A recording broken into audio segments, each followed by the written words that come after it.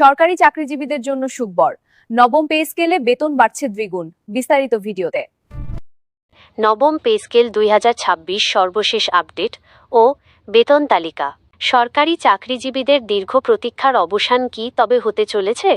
নবম পে স্কেলের সর্বনিম্ন বেতন কি সত্যিই 20,000 টাকা হচ্ছে? বেতন বৃদ্ধির এই বিশাল সুপারিশ নিয়ে অন্তর্বর্তী সরকারের সর্বশেষ সিদ্ধান্ত কি? আজকের ভিডিওতে আমরা নবম পে স্কেল 2026-এর একদম লেটেস্ট এবং গুরুত্বপূর্ণ আপডেটগুলো আপনাদের জানাবো।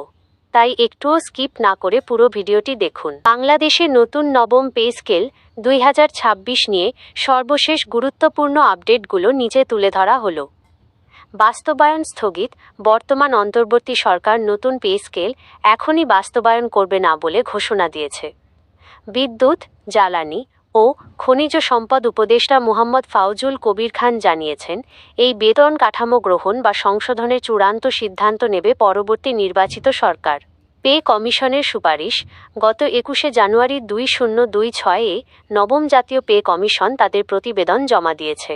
এতে মূল বেতন গড়ে 100% থেকে 147% পর্যন্ত বৃদ্ধির সুপারিশ করা হয়েছে। প্রস্তাবিত বেতন।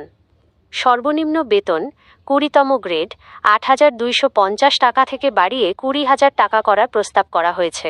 সর্বোচ্চ বেতন প্রথম গ্রেড 78,000 টাকা থেকে বাড়িয়ে 1,60,000 টাকা করার প্রস্তাব দেওয়া হয়েছে। অন্যান্য ভাতা, টিফিন ভাতা 200 টাকা থেকে বাড়িয়ে 1,000 টাকা এবং বৈশাখী ভাতা 20% থেকে বাড়িয়ে 50% করার সুপারিশ করা হয়েছে। পর্যবেক্ষণ কমিটি। সুপারিশগুলো যাচাই বাছাই করতে মন্ত্রিপরিষদ সচিবের নেতৃত্বে একটি শক্তিশালী কমিটি গঠন করা হয়েছে। দ্রষ্টব্য: বর্তমানে সরকারি কর্মচারীরা গেজেট প্রকাশের দাবিতে দেশের বিভিন্ন স্থানে বিক্ষোভ ও অনশন কর্মসূচি পালন করছেন।